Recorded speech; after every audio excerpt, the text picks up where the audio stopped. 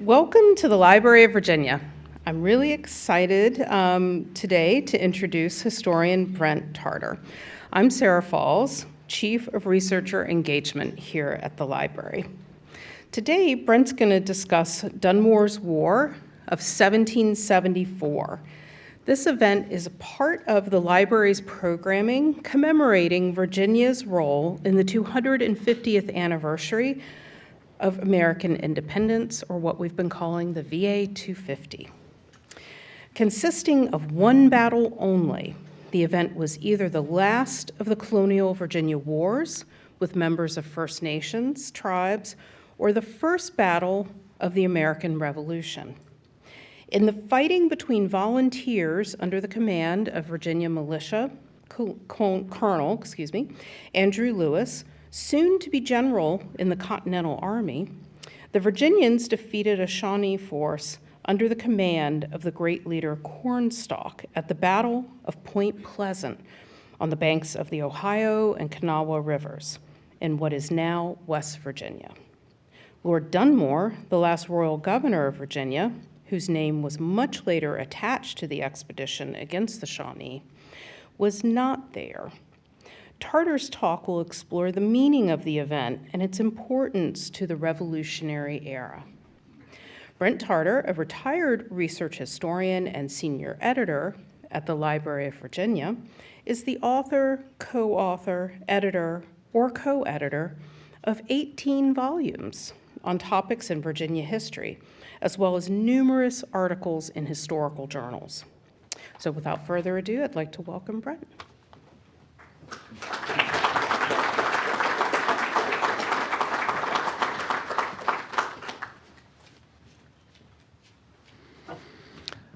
I'm delighted to see such a large crowd here. In fact, I'm a little bit surprised. I didn't know there were this many people in Richmond who knew what Dunmore's War was. If you don't know and you're curious, I hope that you will have your curiosity to some extent satisfied. Is the microphone set right? Okay, thank you. Dunmore's War is a strange thing. As Sarah said, it consisted of only one battle on only one day. One battle, one day. I first learned about Dunmore's War about 50 years ago when I was working here at the library on the American Revolution, and I read a story in the newspaper that some people in the Ohio Valley had persuaded their members of the House of Representatives to introduce a resolution to declare that Dunmore's War was officially the first battle of the American Revolution.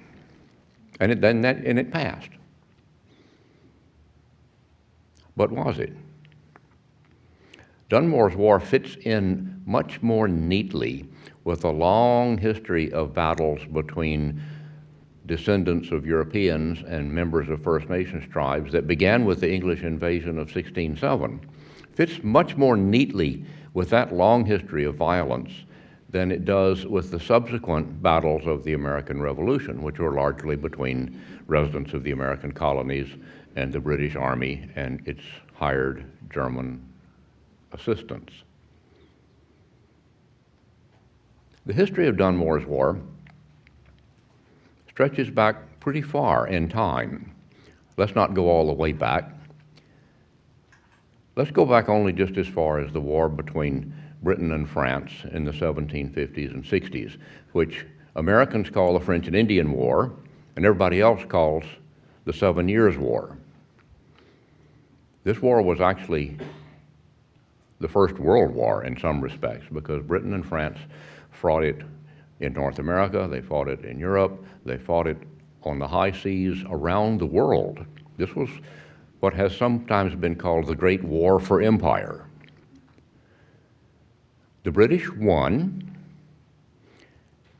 and gained control of most of the French territories in North America, including all of the land north of the Great Lakes, and the French claims to land north of the Ohio River and south of the Great Lakes. That land actually was Virginia, according to the royal charters that had created the colony and according to the practices of European diplomacy at the time. If you controlled something, it was yours. The Treaty of Paris that ended the 7 Years' War specifically secured the area north of the Ohio River and south of the Great Lakes to the British Empire. And Virginia had the claim for that land. Soon after the war was over with, the King's ministers issued what they called the Proclamation of 1763, that in effect prohibited settlement west of the Allegheny Mountains, chiefly for the purpose of preventing conflicts between people who lived on the frontier of settlement and the First Nations tribes who lived beyond there. You know, they didn't know their geography in London. They didn't know that Virginians, Pennsylvanians were already living there. They didn't know that when they granted land speculation companies the right to exploit that land, that sometimes that land was in the area that they had just said you cannot go into. But you know, if somebody asked for a grant of land at the confluence of this creek and that river, they didn't know where this creek and that river were, and they said sure. Moreover, during the war, Virginia had issued land grants to people to encourage them to enlist. And after the war, a lot of Virginians moved out there to settle on that land, or they bought that land up to sell it to immigrants. Our hero George Washington was very much engaged with buying land west of the Proclamation of 1763 land from the end of the war until the beginning of the next war. So this is a guarantee of conflict. The First Nations tribes had never given anybody from Europe or from the English colonies permission to use that territory. But, you know, English-speaking people go where they want to go, whether they're invited or not, and there's always conflict as a consequence. The conflicts erupted from place to place from time to time throughout the decade between the French and Indian War and the American Revolution. Early in the 1770s, these conflicts seemed to be focused in the upper region of the Ohio Valley. Pennsylvania claimed part of that. Virginia claimed part of that. Lots of people were settling out there. Lots of people were already settled out there. And none of the First Nations tribes who had historically used that land had ever given anybody permission to do that. So there was recurrent small-scale violence throughout that entire period. It escalated 1772 and 3 into 74. And in 1774, the royal governor of Virginia mounted what at the time they called an expedition against the Indians.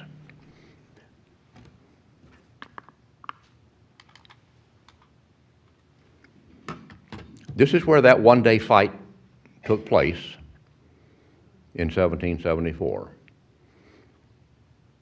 This is a place we now call Point Pleasant. It's at the confluence of the Kanawha and Ohio Rivers. It's in West Virginia. It was in Virginia then, according to the royal charters and the law. This is actually a small state park in West Virginia, right across the river from Ohio. People out there remember this. People in the upper Ohio Valley who know their history remember this. This is an important event. People elsewhere don't generally remember it. Or if they do, they dismiss it as not very consequential because, as I say, it was a one-day war with one battle that lasted one day. Peculiar war, as I said. Peculiar in a number of respects. For one thing, the Virginia soldiers who fought it were all volunteers. They didn't raise a regular army for the purpose. They could not even muster the county militia, which existed in order to defend the settlers of Virginia from First Nations tribes or from uprisings of enslaved people. because this had got caught up in the politics that led to the American Revolution. Even though, as I said, I believe that this conflict is more related to the previous generations of warfare than it is to the subsequent war of independence. But in spring and summer of 1774, when the General Assembly was meeting in Williamsburg, some really dramatic political events took place. This is just a few months after the Boston Tea Party. You remember the Boston Tea Party. They threw chests of tea into Boston Harbor so that they wouldn't have to pay taxes on it. Well, the British government had long since lost patience with the protests that Americans were making against the taxation policies of the British Empire. And so they passed a series of extremely rigorous laws to punish the American colonists and to bring them into line. They called them the Coercive Acts. Americans called them the Intolerable Acts. News of the first one of these acts reached Williamsburg while the General Assembly was in session. The first one they learned about was the Boston Port Bill, which actually closed the port of Boston to all commerce until the residents of the city of Boston compensated the East India Company for the value of the tea that a few people had destroyed in the Tea Party. This very much alarmed members of the House of Burgesses, and they passed a very strong resolution to condemn that action and called for a day of fasting, humiliation, and prayer to avert the disaster of coming civil war. Governor Dunmore,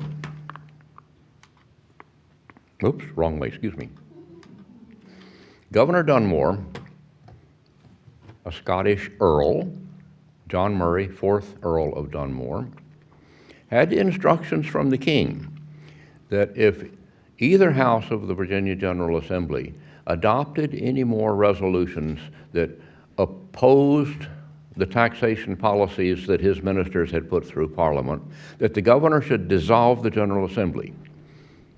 Dissolve is a technical parliamentary term. It means that he put a temporary end to its existence. From the moment the governor dissolved the assembly, the legislators could not meet together as legislators or do any legislative business. This led directly to the Committee of Correspondence in Williamsburg and the Committee of Correspondence in Boston to call the First Continental Congress into being at the end of August. Now, why this is important is that the General Assembly got dissolved before it completed any of its work. There were several bills that were scheduled to expire at the end of the Assembly session, and it was the business of the General Assembly to renew those laws. The most important one was the law governing the militia. The militia law expired. Therefore, the governor and the county militia officers had no legal authority to draw the militia out into public service. They had no legal authority to discipline the men while they were on duty. And they had no authority to pay them for their time away from their families and farms. So the governor and some western colonels of militia called for volunteers to protect the frontier from these First Nations raids that were chiefly run by the Shawnee tribe, but there were other tribes involved as well. They succeeded in raising 2 corps of volunteers who were nearly all militiamen. It looked like a militia expedition, but in fact, it was not. It was people who volunteered to go and officers who volunteered to lead them. They had 2 corps of these volunteers. One of them, the governor himself led. They marched all the way from northern Virginia out to Pittsburgh on the Ohio River, and then they marched southwest down the Ohio, hoping to catch and defeat the Indians. The other corps of volunteers was led by a series of militia colonels from western and southwestern Virginia, and they marched across what is now West Virginia, northwest toward the Ohio River.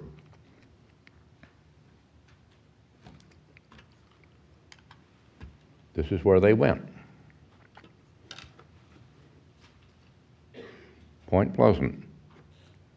What looks like Gallipoli on the other side is actually Gallipolis if you live in Ohio, but at the mouth, right near the mouth of the Kanawha River, which flows through the capital city of Charleston these days,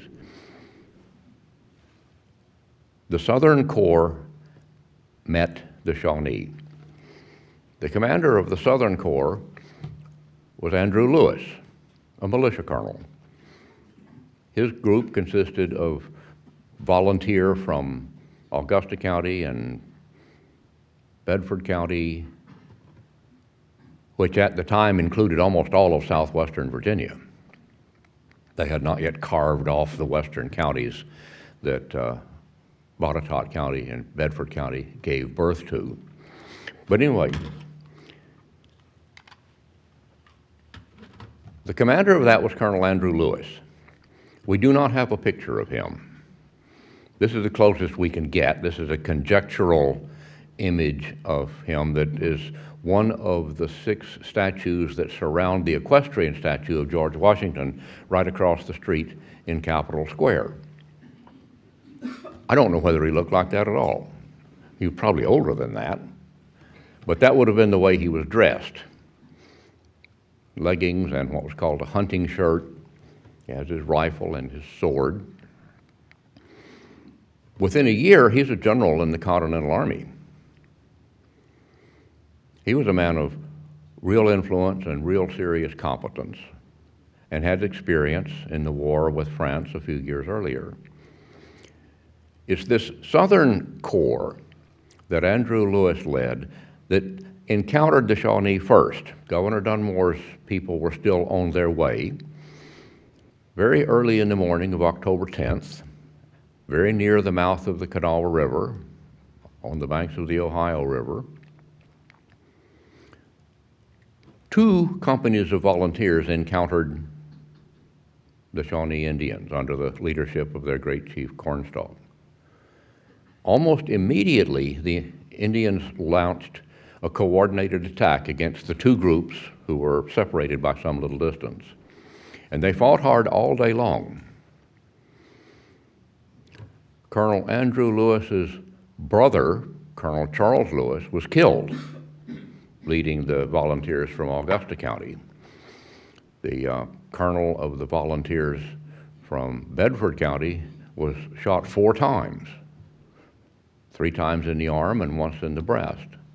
Now, these were not arrows; these were rifles, or muskets. This was a real loud, smoky battle.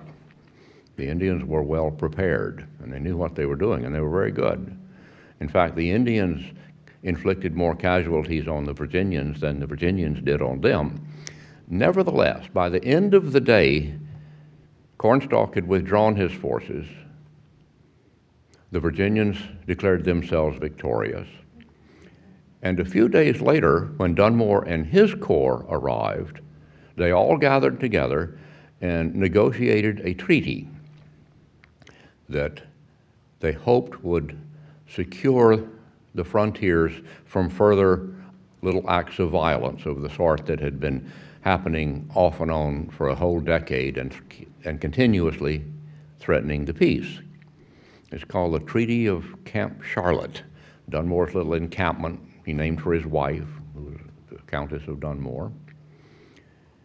And they negotiated a treaty that secured the agreement of the Shawnee and their allies to allow for settlement of what is now West Virginia and Kentucky, south of the James River, that the Indians would not contest that. That was traditionally part of their hunting grounds. They occupied a very large area in the upper Ohio River Valley on both sides of the river. And so they yielded this land to the Virginians as a consequence of this one battle, one day war. So in that respect, it's a very important event in that part of the world. We have a state park in West Virginia now that commemorates it. Congress has declared it the first battle of the American Revolution.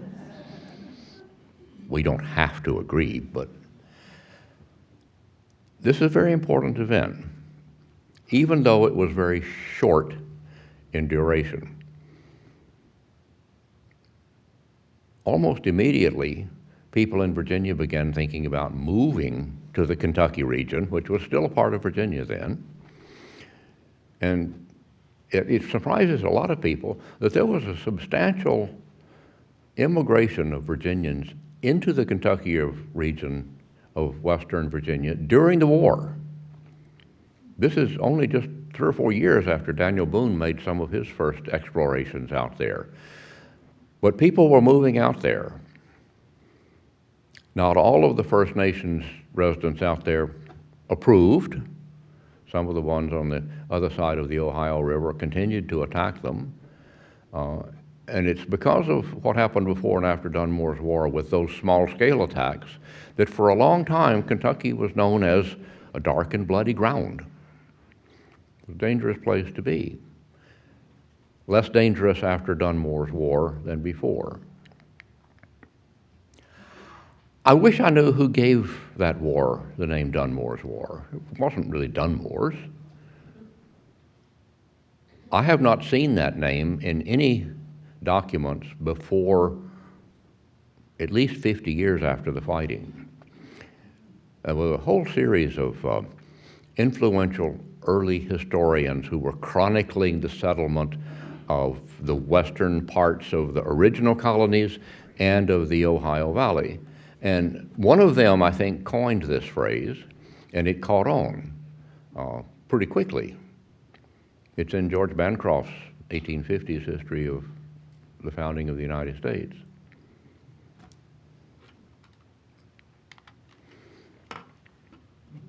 One of those early historians was Lyman Copeland Draper. He went around collecting documents from the early western regions, Western Virginia, Kentucky, Tennessee, Ohio Valley, Pennsylvania, and he collected an immense quantity of material, and he corresponded with descendants of early settlers. There's a huge archive of early Western material in the Wisconsin State Historical Society because it's his stuff. There's 4 or 5 volumes of documents pertaining to the warfare between settlers and First Nations tribes in the upper Ohio Valley that have been published entirely from the collection of material that he accumulated. The first one was Documentary History of Dunmore's War. I don't remember when it was published, 120, 130 years ago, but it's served as a useful resource for researchers ever since. It contains huge quantities of Virginia material. Members of the Preston family and various other families gave Lyman C. Draper many of their documents from the time, and he preserved them, otherwise they might have been lost.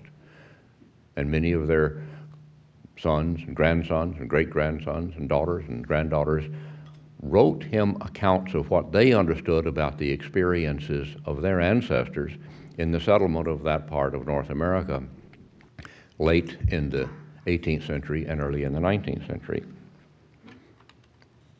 He's just one of those who did that. That's not to say that everything related to the war is in Wisconsin. This, after all, is where we keep the archive of Virginia.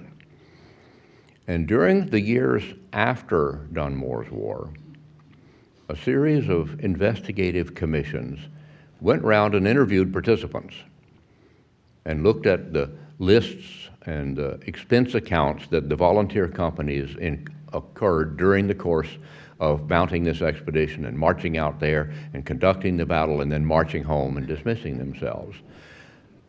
So therefore, we know the names of nearly everybody who was on that expedition. They were virtually all from the western parts of Virginia, say from about Winchester down to about Roanoke. These documents some of which have also been published, are among the first records of their kind that we have in this detail for a Virginia armed force. In that respect, they are also valuable and interesting in and of themselves, regardless of the outcome of the battle. So, as I say, this is an unusual event for several reasons, each of which is important in its own way. But they really do fall into the shallow of the war for independence that began just a year and a half later. So, which is why many people don't remember it or don't know anything about it or have discounted its importance. So I'm grateful for the library to opportunity to come and tell you what little I know about this event and think about it as an unusual episode in American history. People volunteered to go to war. Lots of men volunteered to go to war. Most of them were private soldiers in the militia. They were not wealthy people. That meant that they left their farms and their wives and their children and their parents and marched off into the wilderness not knowing whether they would come back or whether they would come back seriously wounded, the way William Fleming did. William Fleming, he was the commander of the volunteers from Bedford County I mentioned, the man who got shot 4 times. Or Colonel Charles Lewis, who got killed. Other people got killed too, and wounded, maimed, crippled, some of them for life. One other thing we ought to remember when we think about those wounds is that a lot more people suffered just than the soldier who got shot. Their families suffered too. The person they may have depended on most to work the farm or earn a living might have been debilitated. If that soldier was a blacksmith, might not be able to earn money for his family. That soldier lost a leg or was seriously lamed, he wouldn't be able to plow. This imposes real hardships on the whole family. So there's a whole family of victims of war for every single soldier who was wounded or killed. Nobody seems to think about that very often, but I think we should. Now, I said that I would try to tell you a little bit about Dunmore's War. I hope I haven't told you more than I know. But if anybody has a question, I'll try to answer it, or I can make up something if you want. There are microphones over here at the side. Be good if you would, and there's one at this side too, if you would go to the microphone, please, or let them bring the microphone to you so that everybody can hear the question.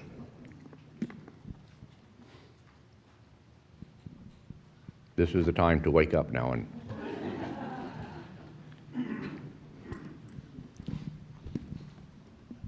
question back. There's one down here on the front row.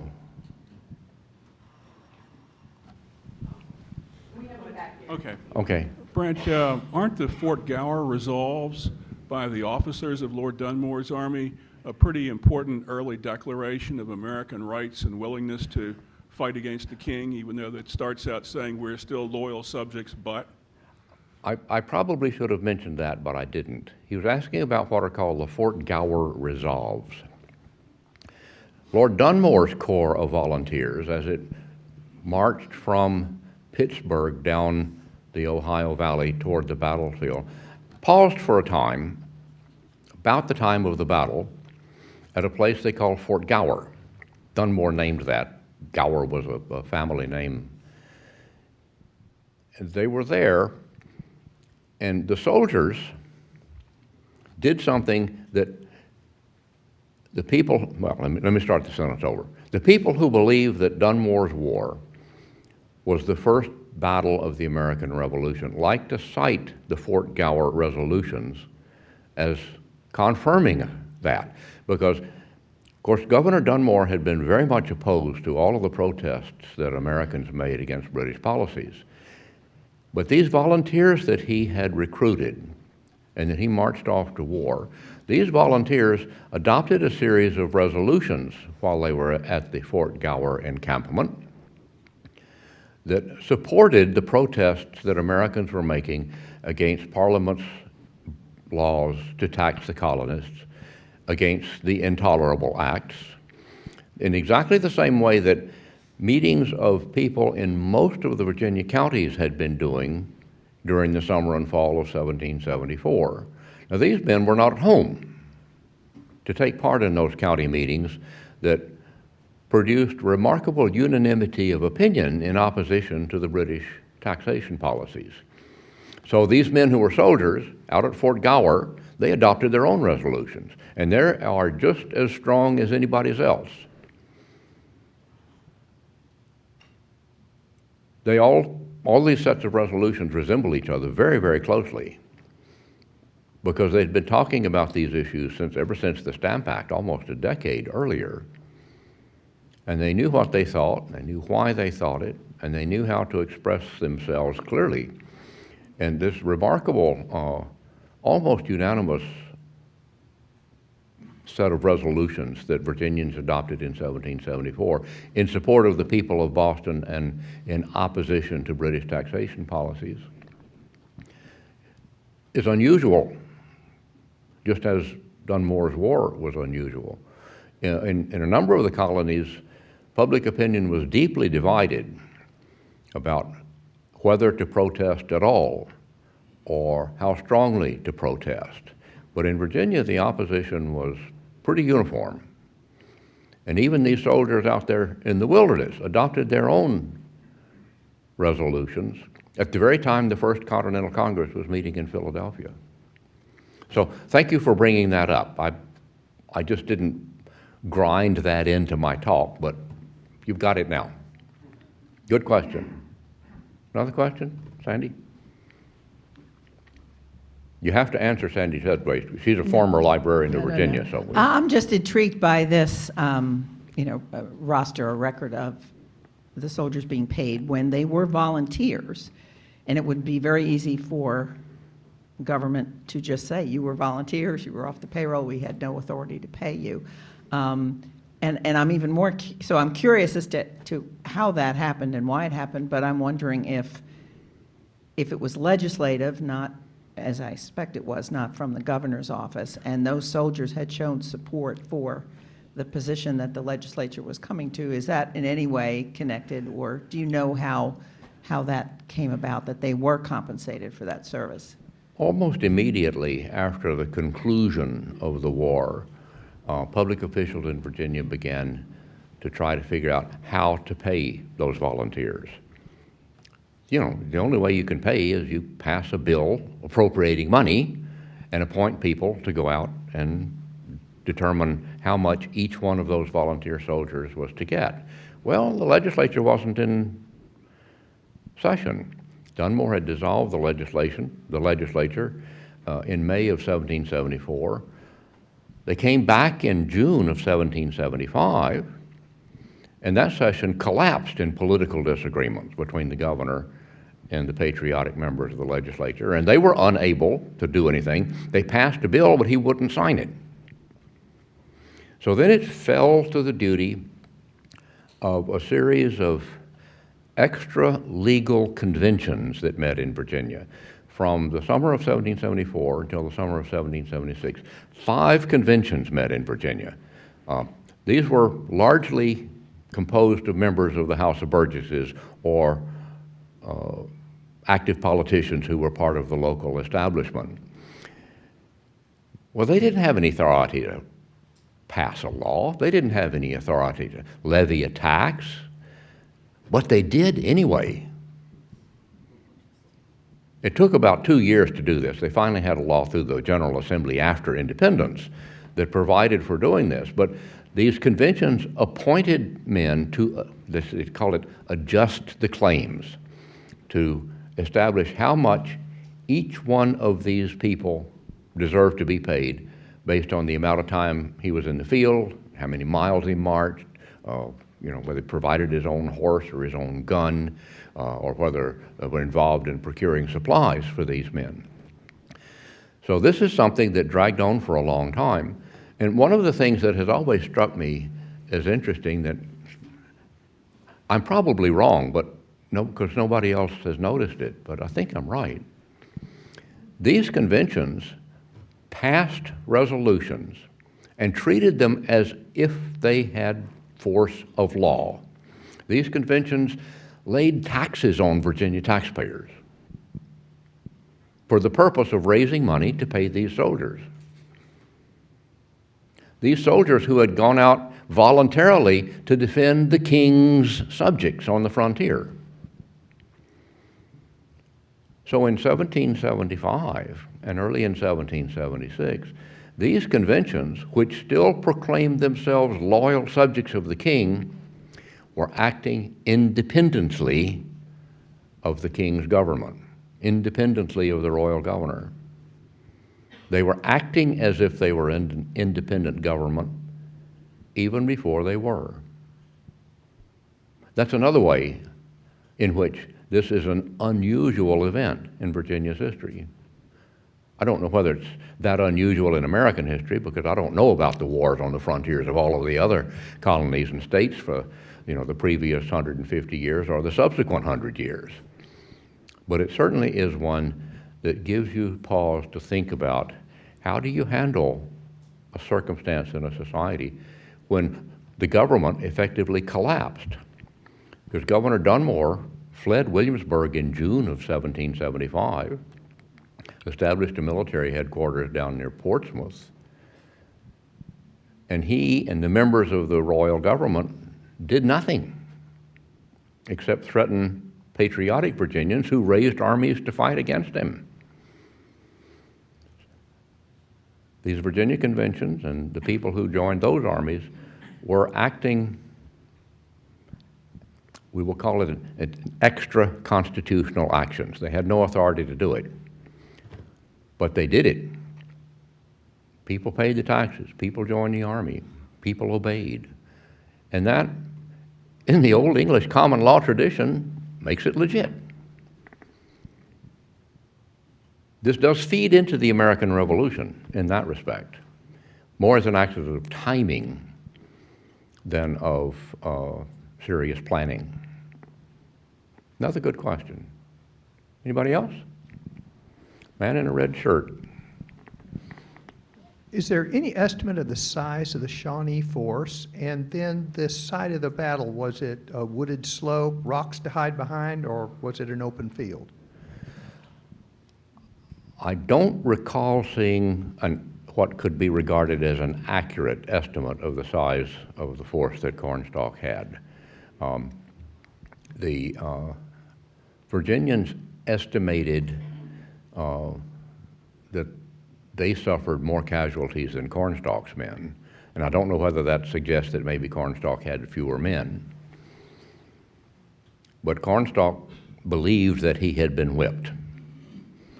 I don't know exactly what the terrain was like there. I suppose that it was probably in fairly open forest. Most forests in North America were fairly open then. They hadn't invented kudzu or all these vines that, if you go down the highway today, you see, and it looks like there's an impenetrable barrier of brush between the trees, but that doesn't extend back into the forest very far. Back in the forest, there's much less sunlight, so there's much less underbrush. So the chances are that it was an open woodland, exactly of the same kind that the English invaders encountered early in the 17th century, when I think I remember somebody said, the woods here are great, but it's a great sport to gallop a horse through the woods. Well, that means that there's a limited amount of undergrowth and a lot of big mature trees. That's as close as an answer that I can give. It's a good question, though. Why don't you write a book? Anybody else? Yes. Do you have a sense of when the revolution began in earnest, whether these soldiers broke heavily patriot or there were loyalists among them, or do you have any idea how that shook out? No, but you should write a book too. That's a very good question. Well, we know from the soldiers in Dunmore's Corps who adopted the Fort Gower resolutions that it's very likely that many of them were more than just sympathetic to the Continental cause when independence came in 1776. There were a lot of loyalists in southwestern Virginia, but all the officers who were engaged in Dunmore's War from southwestern Virginia were actively engaged in the Continental Army or in the Virginia Army during the American Revolution. I don't think anybody has done a name-by-name analysis of what we know about people who served in the U.S. Army during the Revolution and compare it with the Dunmore's War volunteer list. But that would be a big research project, but it would be really interesting, and it would fill in some gaps in our knowledge of the politics of the culture of southwestern Virginia at the time of the Revolution, because there were loyalists out there. We know that. We know that Virginia government officials during the war were very worried about loyalist uprisings out there. And as an aside, this is perfectly irrelevant, but I think it's interesting. As an aside, you know, there was a lead mine out there in what is now Wythe County. And they were extracting lead out there and smelting it, making bullets for the Continental Army. And there was an uprising there it was 1780. Some of the loyalists who had been captured and sent out there to labor in the lead mines, and some local loyalists, appeared to be plotting to sabotage the ironworks or seize the ironworks or even revolt against the government of Virginia. There was military officers in charge of that ironworks, and they winked and looked aside while people under their command beat the hell out of many of those loyalists, plundered them, stole their property, even forced some of them involuntarily into the army. The commanding colonel of that group of officers was a fellow from Lynchburg named Charles Lynch. This, I think, is the origin of the term lynch law. Extra legal punishment of people for misbehaving. Had nothing to do with hanging, had nothing to do with race, had nothing to do with killing people. It was an informal method of punishment. I mean, this was basically some of the Army running riot over civilians whose loyalty they suspected. So what does the General Assembly do when it learns about this? Passed a law indemnifying the officers, exempting them from any blame. These kinds of dangers and disruptions happen during warfare and create very unfair conditions. It's almost unavoidable in warfare. But there were loyalists on the frontier in the Southwest. We know that. We got about 3 books worth of good questions in here already.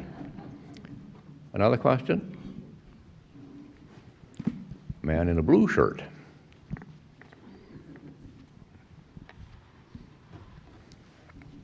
I hope I can make sense out of what I'm going to try to, make a question out of it. I'm from Hanover, and I've done a lot of research on the Dandridge family, Nathaniel West and his 5 sons. And I came across some writings, probably from the Draper papers, where his son Alexander Spotswood was out there surveying property for the Dandridge family and also George Washington at the time. But it's right when this war was going on. I was wondering, I found it odd that a whole group of men were out there serving thousands and hundreds of thousands of acres while they were having a war in the same place. What can you say about that? And where can I do more research to find out more about those details about the surveyors? I'm not sure where the best place to go to look for answers to that question would be. But we do know that both before and after the French and Indian War, both before and after the Revolutionary War, and during both wars, people were actively engaged in trying to get control over parcels of Western land. Some of it was an individual who had gone out on a reconnoitering expedition and found a piece of land that he thought was really good, and he would go all the way back to the capital and try to get an official grant to become owner of that land. And oftentimes it was groups of people who pooled their resources and either bought a large tract to break up and sell, or they obtained a grant from London during the colonial period or from Williamsburg later to enable them to get ownership of a large parcel of land, which then they would subdivide and rent or sell. Now, this was going on all the time out there, irrespective of whether there was a nearby war. And in fact, on the frontiers between the settled areas and the areas that the First Nations tribes occupied,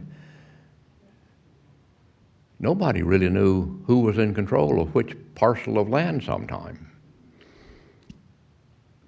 Survey records weren't uniformly available. So, if I go out and I find a parcel of land near the Kanawha River that I like, the only way I can get ownership of it is to find somebody who's a real surveyor, somebody like George Washington was when he was young, and get him all the way the heck out there and mark the area, establish the boundaries, draw up a legal survey description of it, go all the way back to Williamsburg and pay a whole lot of government officials. They're not really bribes, but there's fees that you have to pay all the way through. Anyway, in short order, maybe in a couple of years, you'll get a grant. And then you go back out on the frontier, and you have to clear a certain portion of the land and build a house on it within 3 years, or that land reverts to the government. So it's a long, complex, expensive process to get control of land, which is why you have a lot of land companies doing it in order to, it's a speculative investment of obtaining this land in order to sell it or rent it to settlers later on. But it's a difficult process, and in the meantime, if you've marked off a plot of land, somebody else comes from another place and likes the look of that land and marks off part of it, not knowing about the first, then you have competing surveys, you have competing grants. I mean, you propagate lawyers doing that. And yeah, and the area around what's now Pittsburgh, which was then called Fort Pitt, was disputed not only by people who were claiming grants of land on this or that or the other spot of it. The government of Pennsylvania claimed ownership of that land, and the government of Virginia claimed ownership of that land at the same time. There were two county courts meeting at Fort Pitt in 1774 and 5. One of them was a Pennsylvania county, and one of them was a Virginia county at the same time. What does that mean about the title to a land you think you own? How can you enforce it? In which court? If one court agrees with you and the other court agrees with somebody else, what do you do? This is before they invented the Hatfields and the McCoys, but I shouldn't be surprised that that provides an answer. Yeah, this is a very complex process of land settlement, very disorderly, very nearly chaotic sometimes in some places. Okay, there's another book. Anybody else want to volunteer to write a book? Brent? Yes, question. Weren't some of these the riflemen from these companies also some of the ones that formed Continental rifle companies during the war? I think they probably were. I just haven't looked at the rosters to compare names. I know that from what is Berkeley County, which is now in the eastern panhandle of West Virginia, there were a lot of men went with Dunmore on this expedition down the Ohio in 1774, and two companies of riflemen from Berkeley County marched to Boston in 1775 and joined the Continental Army almost as soon as George Washington did. So it's very likely that some of those were the same people. Was it like Augusta County had? I know they had a rifle company that they sent out. Yeah, the Augusta County Volunteers were under in Andrew Lewis's command, and as I say, I just not have taken the pains to try to compare lists. I'm not sure we have nearly as good lists for the early Continental Army people as we do for later Continental Army people, or even as we do for the Dunmore's War people. Brent, just a follow-up question on the lists of the Lord Dunmore's war participants. My understanding is the Library of Virginia has the commissioner's records of these payments, which seem to cover mainly the soldiers from the Southern Army, but they're also, the Library of Virginia also separately has lists of men discharged at Pittsburgh, Romney, and Winchester from the Northern Army, which Right. appear to be payroll records as well. Are those second payroll records for the Northern Army included in the commissioner's reports for the first? I don't recall whether they're part of the commissioner's report or just a second series. It's been a long time since I looked at them, and I never studied them in detail, but there were basically the two groups of people, the ones that Dunmore led from the northern counties and the ones that Andrew Lewis led from the western counties. But there was one set of commissioners initially appointed in August of 1775 to begin the process of gathering the documents and assessing how much to pay each. Okay, so probably the commissioner's reports ought to include the Northern Army as well. I just don't recall about the commission's report. Not everything survives from that time. Anybody else? Yes, lady in a white shirt. Well, two ladies in white shirts, sitting next to one another nearly. Thank you. So I know that you had said that what led to this event, it had been brewing for about 10 years, et cetera. But was there one particular event that just broke the camel's back and they said, oh yeah, we're going to go out there and we're going to take care of this problem? And then the second question I have is, so the Shawnee had rifles as well, and I'm sorry, I don't know my history that well. From where did those rifles come? Was that coming from the French traders or wherever? And could it be also, sorry, third, and supposition, could he have retreated because maybe he ran out of ammo? He being He Cornstalk. being the chief. Well, it's entirely possible. I mean, that's certainly not unprecedented on a battlefield. There had been a brisk trade between colonists and First Nations tribes in the Ohio region for decades before this. And so that's very likely where a lot of the members of First Nations tribes acquired guns, but many of them had probably also acquired guns from the French during a decade earlier during the war between France and England. So either way, I think.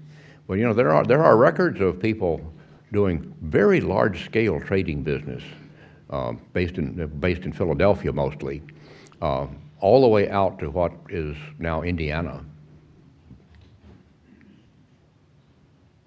There was one of them was a fellow named George Cron, C-R-O-G-H-A-N.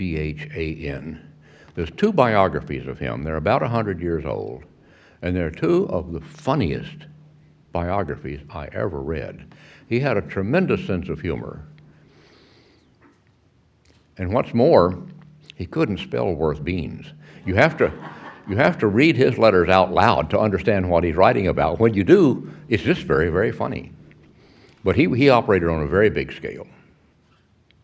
So that's probably the manner in which most of the members of First Nations tribes to the west of the mountains obtained their weapons. Did I answer enough of the question? And then was there one particular event, even though it had been brewing, was there one that they kind of said, yeah, let's take that problem? There were several. There was one involving some Pennsylvanians named Brady, who actually were retaliating on Shawnee for a long series of raids in an area.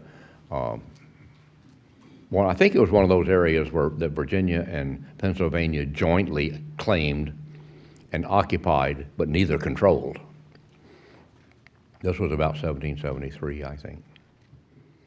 I'm very rusty on that. Other lady in a white shirt? And this is the last question. Oh, yeah. I'm advised we're about to use up all of our time, so it better be good. So were Cornstalk and the Shawnee mainly there to protect Kentucky, which was their hunting ground? Were Cornstalk and his people there basically protecting Kentucky as a hunting ground? They were protecting what they thought was their own hunting ground. They had not ever agreed that colonists could move into that area. So yeah, they were protecting their homeland, which is what you would expect anybody to do. Turns out they lost.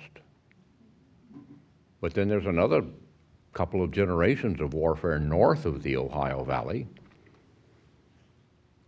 before the tribes there acknowledged that they had lost.